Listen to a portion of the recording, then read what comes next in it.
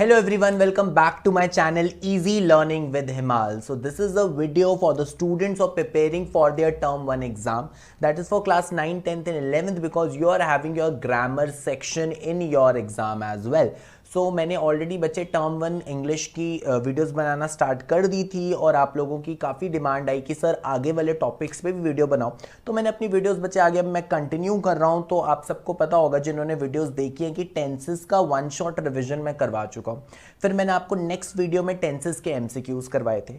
फिर डिटर्मिनर्स मैंने आपको एक्सप्लेन किया दो पार्ट्स में, बिकॉज डिटर्मिनर्स बड़ा टॉपिक था। पार्ट 1 और पार्ट 2 करके मैंने डिटर्मिनर्स की पूरी जो थ्योरी पोर्शन है वो खत्म किया और उसके बाद हमने डिटर्मिनर्स के भी एमसीक्यूज कर लिए। तो हमने टर्म 1 इंग्लिश ग्रामर के बच्चे दो टॉपिक्स डिटेलिंग में कर लिए थे, थ्योरी प्लस एमसीक्यूज। तो अब मैं आपको क्या करवाने वाला हूं बच्चे, आपका थर्ड टॉपिक स्टार्ट करने वाला हूं, दैट इज मॉडल्स। तो इस वीडियो में मैं आपको बहुत डिटेल में अपने हैंड रिटन नोट्स की हेल्प से पूरा मॉडल समझा दूंगा। जितने जितने इंपॉर्टेंट मॉडल्स हैं आपके टर्म 1 के लिए वो हम समझ लेंगे। और नेक्स्ट वीडियो में जो मैं कल अपलोड करूंगा मॉडल्स के एमसीक्यूज भी करवा दूंगा, जिससे कि टर्म 1 इंग्लिश ग्रामर के आपके 3 टॉपिक्स बहुत अच्छे से प्रिपेयर हो जाएंगे। अगर आपको बाकी वीडियोस देखनी है, ये जो टॉपिक्स मैंने कवर करे आपने नहीं देखे हैं, तो डिस्क्रिप्शन बॉक्स में लिंक है टर्म 1 इंग्लिश ग्रामर का, उसको ओपन करके आप वीडियोस देख सकते हो। और बाकी राइटिंग सेक्शन, लिटरेचर, किसी की भी बच्चे आपको वीडियो देखनी है तो सारे लिंक्स आपको डिस्क्रिप्शन बॉक्स में मिल जाएंगे। तो स्टार्ट करते हैं with one shot revision session on models. तो सबसे पहले बात करते हैं मॉडल्स होते क्या है।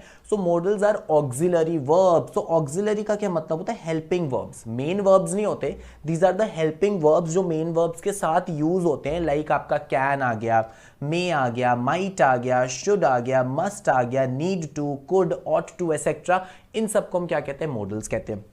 जिन मॉडल्स पे सबसे ज्यादा क्वेश्चन आते हैं, जिन रूल्स पे सबसे ज्यादा कंफ्यूजन होती है, वही मैं आज आपका क्लियर करने वाला हूं। तो सबसे पहले बात करते हैं कैन और कुड की। तो अब ध्यान से समझना बच्चे, दिस इज वेरी इंपॉर्टेंट, ठीक है। बिल्कुल आपको सारी चीजें ध्यान से देखनी पड़ेंगी। Okay, yes. तो सबसे पहले अगर मैं कैन और कुड की बात करूं तो ये कैन और कुड दोनों के दोनों याद रखना यूज होते हैं एबिलिटी के लिए, कैपेसिटी के लिए। दोनों कैन और कुड बच्चे दोनों के दोनों किसके लिए यूज हो रहे हैं, एबिलिटी और कैपेसिटी के लिए। मतलब अगर आप में कोई एबिलिटी है, अगर आप कोई भी सेंटेंस ऐसे बोल रहे हो कि मेरे अंदर ये काम करने की एबिलिटी है, मेरे अंदर ये काम करने की कैपेसिटी है, तो उसके लिए हम कैन और कुड यूज करते हैं। अब कैन कहां आएगा, कुड कहां आएगा, अगर वही एबिलिटी और कैपेसिटी की बात आपकी बच्चे प्रेजेंट टेंस में हो रही है तो आप कैन यूज करोगे। अगर वही एबिलिटी और कैपेसिटी की बात आपकी पास्ट टेंस में हो रही है तो आप कुड यूज करोगे। इसको एग्जांपल के साथ समझते हैं। पहला एग्जांपल ध्यान से देखिए, I can swim across the river. इस एग्जांपल पे ध्यान दीजिए, I can swim across the river. तो अगर हम बच्चे यहां पर ध्यान दें तो यहां पे ये जो सेंटेंस है ये प्रेजेंट टेंस में, sentence is in a present tense, और उसके साथ ये एबिलिटी की बात हुई है कि मेरे अंदर ये एबिलिटी है कि मैं स्विम कर सकता हूं अक्रॉस दिस रिवर, और एबिलिटी है और प्रेजेंट टेंस है, तो हमने क्या यूज कर दिया, हमने कैन यूज कर दिया। आगे देखते हैं, can you lift this box, question mark. Ability capacity आपका इंटरोगेटिव सेंटेंसेस में भी यूज हो सकता है कि क्या तुम में ये कैपेसिटी है, क्या तुम में ये एबिलिटी है कि तुम इस बॉक्स को उठा सकते हो। तो यहां पे भी एबिलिटी की बात हो रही है। और यू लिफ्ट, देखो लिफ्ट ये आपका V1 फॉर्म ऑफ वर्ब है, क्लियरली दिख रहा है सेंटेंस आपका प्रेजेंट टेंस में, तो आपका कैन यूज होगा। अब हम बात करते हैं नेक्स्ट 2 सेंटेंसेस की, जिसमें हम देखेंगे कि एबिलिटी और कैपेसिटी के साथ साथ पास्ट टेंस लगा हुआ है। I could swim the river when I was young. देखो वॉज से हमें पता चल गया पास्ट टेंस, कि जब मैं छोटा था, जब मैं यंग था तो मैं स्विमिंग कर पाता था। तो एबिलिटी की तो बात हो रही है बट पास्ट टेंस में हो रही है, इसलिए हमने यहां पे कुड यूज किया।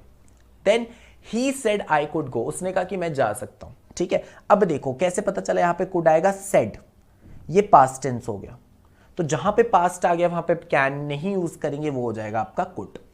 ओके, आगे बात करते हैं नेक्स्ट मॉडल के बारे में, that is may and might. जैसे वहां पे एबिलिटी और कैपेसिटी था, यहां पे पॉसिबिलिटी और प्रोबेबिलिटी, ठीक है, कि श्योर नहीं हो आप किसी चीज के लिए, आपको लगता है कि ये काम हो सकता है, उसमें है कि हाँ मैं कर सकता हूं, मेरे अंदर एबिलिटी है, मैं कर सकता हूं। यहां पे आप श्योर नहीं हो, ठीक है। तो जहां पॉसिबिलिटी की बात होती है प्रेजेंट टेंस के साथ वहां हम मे यूज करते हैं, और जहां पॉसिबिलिटी की बात होती है पास्ट टेंस के साथ वहां हम माइट यूज करते हैं, ठीक है। चलो तो स्टार्ट कर दे बच्चे से एग्जाम्पल्स के साथ। इट मे रेन टुमारो, बिल्कुल प्रेजेंट में बात बोली गई है कि हो सकता है कल बारिश हो। तो यहां पे एबिलिटी और कैपेसिटी, सॉरी पॉसिबिलिटी की बात हो रही है, तो हमने क्या यूज किया, मे, क्योंकि हम श्योर नहीं है कि बारिश हो गया नहीं, हम अज्यूम कर रहे हैं, ठीक है। Then he may be at home, हो सकता है कि वो घर पे हो, प्रेजेंट टेंस है और हम अज्यूम कर रहे हैं, ठीक है, हम पॉसिबिलिटी की बात कर रहे हैं कि मैं श्योर नहीं हूं बट मुझे लग रहा है वो घर पे हो सकता है, तो हमने क्या यूज किया, मे। अब बात करते हैं बच्चे माइट कहां यूज होगा, I thought he might be at home. अब यहां पे थॉट यूज हो गया, थॉट यूज होने का मतलब है अब यहां पे पास्ट टेंस आ गया। एक तो पॉसिबिलिटी है कि मुझे ऐसा लग रहा है, मैं सोच रहा था कि वो घर पे हो सकता है, तो थॉट आ गया तो पास्ट टेंस हो गया, तो माइट यूज किया। नेक्स्ट शी थॉट, अगेन यहां पे थॉट आया है, पास्ट टेंस है, whether it might be true, कि उसने सोचा पास्ट में कि वो सच हो सकता है या नहीं हो सकता, तो this is where you will use might. अब बात करते हैं मे आपका और भी कहीं जगह यूज होता है, दैट इज विशेस। जब आप किसी भी चीज के लिए विश करते हो, ठीक है, और उसके आगे लगता है exclamation mark, may you live happily and long, ठीक है, विश कर रहे हो कि वो इंसान ज्यादा देर तक जिए, तो यहां पे भी एक्सक्लेमेशन मार्क आ रहा है, मतलब आप कोई विश एक्सप्रेस कर रहे हो तो मे यूज होता है। अब कैन और मे में एक और बहुत इंपॉर्टेंट रूल है जो मैं आपको समझाना है, कि जब आप परमिशन लेते हो, जब आप किसी से परमिशन ले रहे हो, तो जब आप इनफॉर्मल परमिशन ले रहे हो, इनफॉर्मल मतलब आप अपने किसी दोस्त से, रिलेटिव से, मतलब not in a very formal way, आप नॉर्मली किसी से परमिशन ले रहे हो, तो वहां पे कैन भी यूज हो सकता है, मे भी यूज हो सकता है, दोनों यूज करो। मे हो गया तो आप थोड़ा ज्यादा इज्जत दे रहे हो, थोड़ा और ज्यादा पोलाइट हो रहे हो, कैन है तो बहुत जनरली आपको स्टेटमेंट बोल रहे हो, बट आप दोनों यूज कर सकते हो इनफॉर्मल परमिशन के केस में। बट जब फॉर्मल परमिशन आ जाती है, फॉर्मल परमिशन मतलब टीचर से, एल्डर्स से, प्रिंसिपल से, कोई गवर्नमेंट ऑफिशियल से, तब आप कैन नहीं यूज कर सकते, तब आप सिर्फ और सिर्फ मे ही यूज करोगे। Example, may slash can I borrow your umbrella, suppose अपने दोस्त से अम्ब्रेला मांगना है आपको, तो इट इज इनफॉर्मल परमिशन, तो आप कैन भी यूज कर सकते हो, मे भी कर सकते हो, can I borrow your umbrella, may I borrow your umbrella. मे थोड़ा और ज्यादा पोलाइट दिखता है, बाकी डिफरेंस कोई नहीं है, इनफॉर्मल में दोनों यूज हो जाते हैं। बट जब आप क्लास में एंटर कर रहे होते हो तो can I come in sir आप कभी नहीं बोलते, कभी आपने बोला भी होगा तो टीचर ने बोला होगा कि से मे आई कम इन सर, क्यों, क्योंकि वो फॉर्मल परमिशन, आप क्लास में घुस रहे हो, आपका क्लास टीचर से आप परमिशन ले रहे हो कि मैं क्लास में आ सकते हो नहीं, तो that is a formal permission, तो इसलिए आप यहां पे यूज कर सकते हो मे, सो मे आई कम इन सर। आगे बात करते हैं बच्चे नेक्स्ट शैल और विल के बारे में, इसमें काफी ज्यादा कंफ्यूजन होती है। तो सबसे पहले मैं आपको बता दूं बच्चे, शैल आप सिर्फ और सिर्फ फर्स्ट पर्सन के साथ ही यूज कर सकते हो, मतलब आई और वी के साथ। अगर शैल यूज करना है या तो आई के साथ यूज करो या तो वी के साथ यूज करो। और विल तो आप सबके साथ यूज कर सकते हो, मतलब विल आप फर्स्ट, सेकंड, थर्ड तीनों पर्सन के साथ यूज कर सकते हो। तो बेस्ट है कि यार हर जगह विल ही यूज कर लो, जिनको कंफ्यूजन होती है, विल तो सबके साथ यूज होगा, बट अगर शैल यूज करना है तो आई या वी के साथ ही यूज कर सकते हो, दैट इज फर्स्ट पर्सन। उसके अलावा आप किसी और प्रोनाउन के साथ आप शैल यूज नहीं कर सकते, ठीक है। एग्जाम्पल देख लेते हैं, I shall will be 25 next birthday. देखो ये तो चीज आपको क्लियर है कि शैल और विल होता तो फ्यूचर का, ठीक है, वो मैंने इसलिए नहीं बताया स्टार्टिंग में क्योंकि दैट इज वेरी ऑब्वियस कि शैल और विल फ्यूचर में यूज होता है। अब देखो आई है यहां पर, तो आई है तो ये फर्स्ट पर्सन है, तो फर्स्ट पर्सन के साथ तो शैल विल दोनों आ सकते हैं, तो आई शैल बी 25 नेक्स्ट बर्थडे भी ठीक है, I will be 25 next birthday भी ठीक है। बट अब यहां पे यू आ गया, you is a second person, तो सेकेंड पर्सन के साथ तो सिर्फ विल ही आ सकता है, शैल नहीं आ सकता, तो क्या आ जाएगा, you will see that soon, you shall see that soon गलत हो जाएगा, you will see that soon सही होगा। आगे बात करते हैं, अगर हम कोई चीज फ्यूचर में अज्यूम कर रहे हैं या हम किसी को इनविटेशन देना चाहते हैं, रिक्वेस्ट करना चाहते हैं, वहां पे भी हम कहीं कहीं देखेंगे विल यूज हो जाता है। तो कभी आपको फ्यूचर अजम्पशन में विल दिखे या आपको इनविटेशन और रिक्वेस्ट में विल दिखे तो आपको कंफ्यूज नहीं होना है, समझते हैं इसको। This will be the postman I think, कि जो आने वाला है, ये जो इंसान आने वाला है, जो दूर से इंसान आ रहा है, ये पोस्टमैन हो सकता है। देखो फ्यूचर अजम्पशन है, अभी पोस्टमैन आया नहीं है, आप वो चीज फ्यूचर में अज्यूम कर रहे हो तो आप विल यूज कर सकते हो। Next, will you lend me your scooter, future है ना, अभी उसने स्कूटर दिया नहीं, आप फ्यूचर के लिए रिक्वेस्ट कर रहे हो कि क्या तुम मुझे अपना स्कूटर दोगे, जो फ्यूचर में होगी एक्शन, तो यहां पे भी आप विल यूज करते हो। तो कभी कभी विल ऐसी जगहों पे भी यूज हो जाता है जहां पे हम फ्यूचर अजम्पशन कर रहे हैं या हम इन्विटेशन और रिक्वेस्ट कर रहे हैं। अब बात करते हैं शुड और वुड। तो बच्चे वैसे शुड और भी डिफरेंट जगह यूज होता है, मैं अभी आपको शुड, मस्ट और ऑट टू भी पढ़ाऊंगा। पहले मैं शुड और वुड को अभी सिर्फ कंपेयर कर रहा हूं, ठीक है।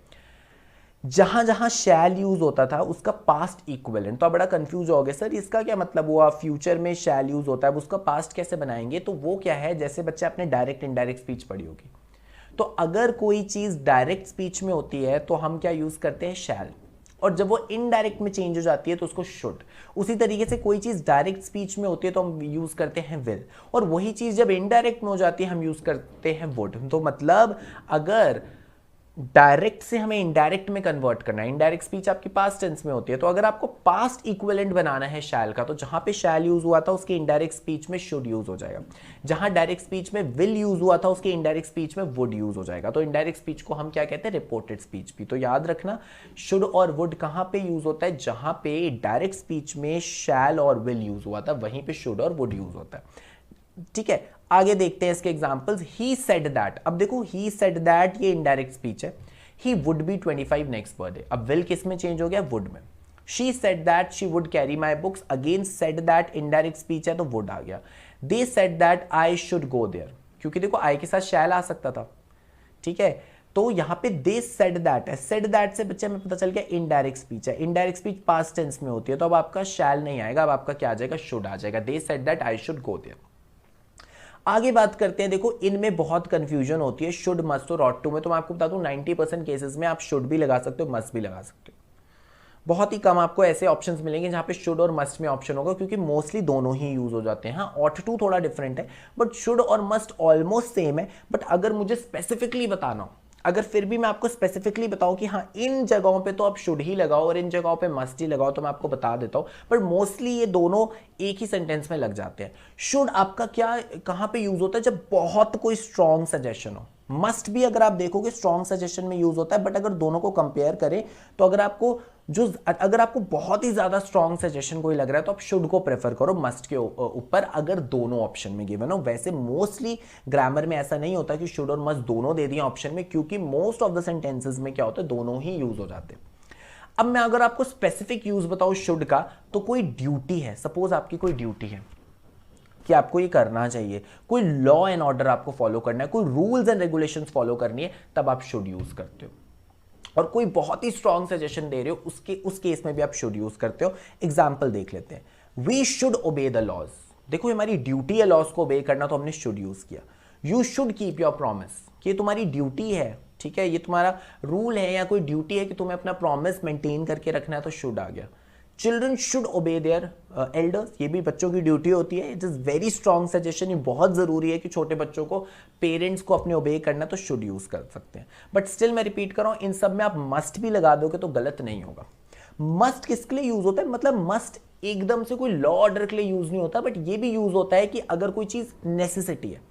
मैं ये नहीं बोलूंगा कि लॉ के लिए या कोई ऑर्डर फॉलो करना है तब तो शुड को ही प्रेफर करो, बट अगर कोई चीज जरूरी है तो आप मस्ट भी यूज कर सकते हो। You must improve your spelling, कि तुम्हारे लिए जरूरी है, तुम्हारे लिए नेसेसिटी है कि तुम्हें अपनी स्पेलिंग इंप्रूव करनी चाहिए। अगर एक स्ट्रॉन्ग सजेशन दे रहे हो आप किसी को, तो आपने मस्ट यूज किया। We must get up early, कि इट इज वेरी नेसेसरी, आपकी हेल्थ के लिए बहुत जरूरी है कि आपको सुबह जल्दी उठना चाहिए, सो मस्ट आ गया। ठीक है, अब बात करते हैं ऑट टू। अब मैं ऑट टू बता देता हूं। ऑट टू इतनी स्ट्रॉन्ग सजेशन के लिए यूज नहीं होता, ये बहुत ही जनरल किसी को आप सजेशन दे रहे हो कि तुम्हारे मॉरल वैल्यूज के अकॉर्डिंग कि तुम्हें ऐसे करना चाहिए। ऐसा नहीं है कि अभी करो, ये काम बहुत इंपॉर्टेंट है, ये अभी ही करो, ऐसी बात नहीं है। मतलब ऐसा तुम्हें करना चाहिए। तुम एक जनरल अगर किसी को सजेशन दे रहे हो कि यार तुम्हारी मॉरल वैल्यूज के अकॉर्डिंग ह्यूमंस को ऐसा होना चाहिए, सबकी मदद करते रहना चाहिए, हमेशा सच बोलना चाहिए, प्यार से रहना चाहिए, मतलब ऐसे जनरल सजेशन जब आप देते हो तब आप ऑट टू यूज करते हो। We ought to help our neighbours, अभी नहीं कोई बोल रहा कि अभी बहुत जरूरी है, स्ट्रॉन्ग सजेशन है, अभी जाके मदद करो, नहीं, हमें अपने नेबर्स की हेल्प करते रहनी चाहिए। You ought to know better, कि हम सबको थोड़ी ज्यादा नॉलेज होनी चाहिए। तो बहुत ही जब आप जनरल सजेशन देते हो तो आप ऑट टू यूज करते हो। लास्ट में आपके साथ डिस्कस करूंगा, जहां पे बोर्ड्स में भी क्वेश्चन आते हैं और कंफ्यूजन होते हैं कि मस्ट कहां यूज करना है, हैव टू कहां यूज करना है। तो मैं आपको बता दूं, अगर हम कोई काम कर रहे हो वो हमारा खुद का आइडिया, हमने खुद डिसाइड किया, तो मस्ट यूज करेंगे। अगर हम कोई काम कर रहे हैं जो जरूरी है बट वो किसी और ने सजेस्ट किया, तो हैव टू यूज करेंगे। Like I must be on a diet, तो ये मेरा खुद का आइडिया कि मुझे डाइटिंग करनी है, तो यहां पे मैंने मस्ट यूज किया क्योंकि मेरा खुद का idea. I have to be on a diet, अब मुझे डाइट पे होना पड़ेगा। हैव टू बी मतलब अब होना पड़ेगा डाइट पे, क्यों? मेरे डॉक्टर ने कहा है। तो अगर कोई चीज इंपॉर्टेंट है और सेंटेंस में क्लियरली दिख रहा है कि आपने खुद का आपका आइडिया, तो मस्ट लगा दो। बट वैसे ही अगर आपको लग रहा है कि किसी और का आइडिया, तो हैव टू लगा दो। Okay, so that was all about today's video. कल मैं एक और वीडियो इसके बच्चे अपलोड करूंगा और मैं आपके सारे इंपॉर्टेंट इसके एमसीक्यूज भी प्रैक्टिस करा दूंगा, जैसे कि मॉडल्स, आपका जो थर्ड टॉपिक है वो भी अच्छे से आपका कंप्लीट हो जाएगा। और गाइज अगर आपको वीडियो पसंद आ गई तो लाइक जरूर करना और एटलीस्ट अपने किसी 3 दोस्तों के साथ वीडियो शेयर करो, सो दैट ज्यादा से ज्यादा लोगों तक मेरी वीडियो पहुंचे। एंड गाइज अगर अभी तक आपने मेरा चैनल सब्सक्राइब नहीं किया है तो please subscribe my channel easy learning with हिमाल, और बेल आइकन भी प्रेस कर देना, क्योंकि एग्जाम आने वाला है, मैं काफी वीडियोस अपलोड करने वाला हूं, तो आपको नोटिफिकेशन मिल जाएगी। और कोई भी डाउट है तो आप कमेंट सेक्शन में लिख सकते हैं। प्लेलिस्ट बच्चे डिस्क्रिप्शन बॉक्स में जरूर चेक कर लेना अगर आपको टर्म 1 की तैयारी करनी है। Thank you guys, have a very nice day.